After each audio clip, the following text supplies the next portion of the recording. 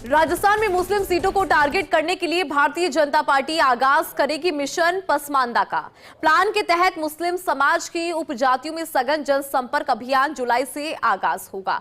बजल्ला सरकार की नीतियों को अल्पसंख्यक मोर्चों के जरिए पसमानदा मुस्लिमों के बीच प्रचारित किया जाएगा और टारगेट होगा 25 लाख मुसलमान बहुल 40 सीटें। दिखाते हैं ये स्पेशल रिपोर्ट।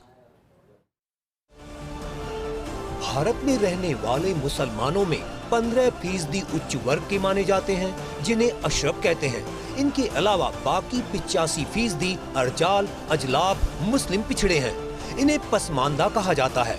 पसमानदा ऐसे मुसलमान हैं जो आर्थिक, सामाजिक और शैक्षिक हर तरह से पिछड़े और दबे हुए हैं। राजस्थान में करीब 40 विधानसभा सीटें ऐसी हैं जहां मुसलमान प्रमुख भूमिका में हैं। बीजेपी का अल्पसंख्यक मोर्चा इन्हीं के बीच जाकर मिशन पसमानदा चलाएगा। राजनीतिक तौर पर मुस्लिम वर्ग अलग अलग कुलीन और पिछड़ी जातियों में विभक्त हैं, जिनको बीजेपी अल्पसंख्यक मोर्चा टारगेट करेगा। बीजेपी अल्पसंख्यक मोर्चा की निगाहें राजस्थान के विभिन्न पसमानदा मुस्लिम समुदायों पर हैं।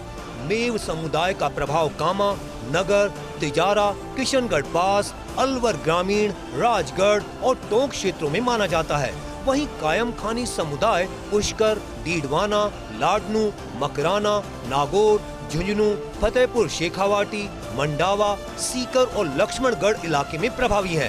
सिंधी मुसलमान जैसलमेर, पोकरण, शिव, खाजूवाला, फलोदी और चौहटन क्षेत्र में असर रखते हैं, जबकि कुरैशी समुदाय आदर्श नगर, हवा महल, किशनपोल, सिविल लाइंस, धौलपुर, नसीराबाद और पुष्कर क्षेत्रों में प्रभावी माना जाता है। मिरासी समुदाय का प्रभाव झुंझुनू, सीकर और जयपुर में है। देशवाली समुदाय बूंदी, कोटा, झालावाड़, कोटा दक्षिण और लाडपुरा में प्रभाव रखता है, जबकि पठान समुदाय कोटा, जयपुर, टोंक और भीलवाड़ा में प्रभावी है। चीता मेहराज समुदाय मसूदा, ब्यावर और अजमेर क्षेत्र में अपनी मौजूदगी रखता है। इसके अलावा कलाल समुदाय बीकानेर और हनुमानगढ़, मंसूरी समुदाय जयपुर और बीकानेर, जबकि बोहरा समुदाय उदयपुर, बांसवाड़ा और डूंगरपुर क्षेत्रों में प्रभावी माना जाता है। अब्बासी का प्रभावी क्षेत्र जोधपुर, वहीं खेलदार और गद्दी मुसलमान समुदाय का प्रभाव सवाई माधोपुर क्षेत्र में देखा जाता है। पसमानदा समाज जो माननीय मोदी जी का सपना है, उस सपने को भारतीय जनता पार्टी की राजस्थान की सरकार, माननीय भजन लाल जी की सरकार पूरा करने जा रही है।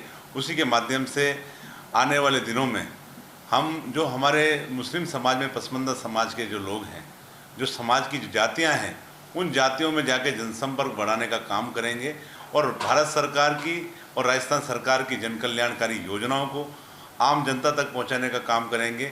जिन समाज को आज तक कभी किसी ने पूछा नहीं, उन समाज के बीच में जाने का काम अल्पसंख्यक मोर्चा करेगा।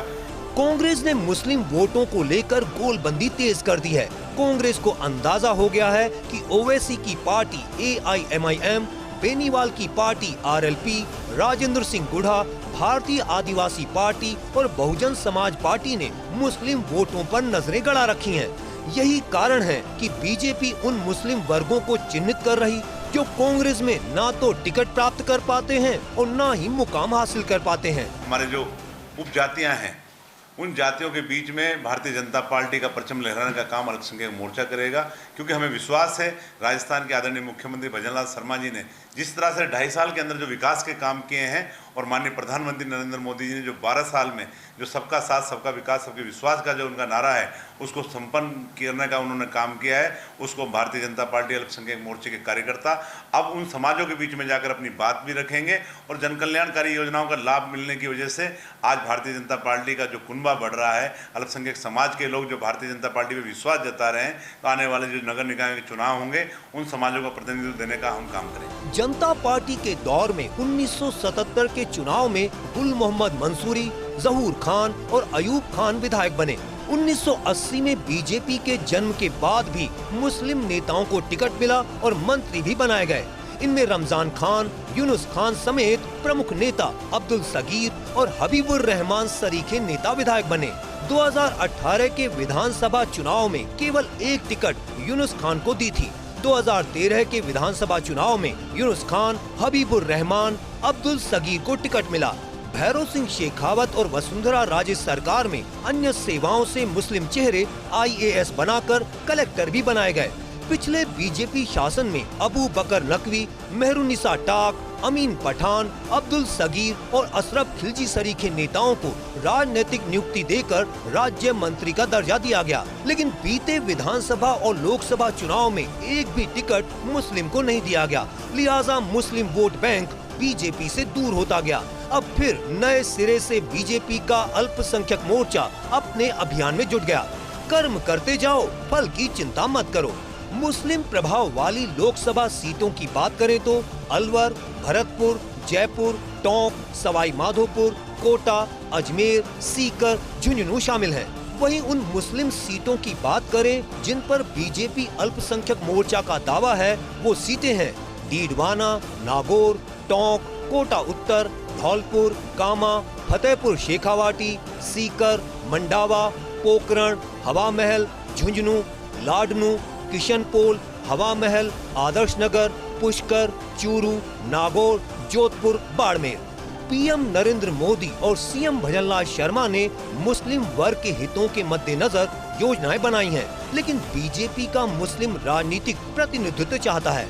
सरकार बदलाव के बावजूद प्रमुख बोर्ड और आयोगों में कांग्रेस के मुस्लिम नेता ही पद पर बने हुए हैं। मकसद है 40 विधानसभा सीटें और वो निकाय के चुनाव जो आने वाले समय में अपने आप में भारतीय जनता पार्टी के लिए बहुत ही अहम होंगे और मुस्लिम वर्ग की वो उपजातियाँ जो पसमानदा में आती हैं या जो वंचित है या कहा जा सकता है जो बीजेपी से जुड़ाव रखती है या रखना चाहती है लेकिन सक्रियता के साथ आगे नहीं गई, उनके बीच में बीजेपी का अल्पसंख्यक मोर्चा भजनलाल सरकार की नीतियों को लेकर पहुंचेगा।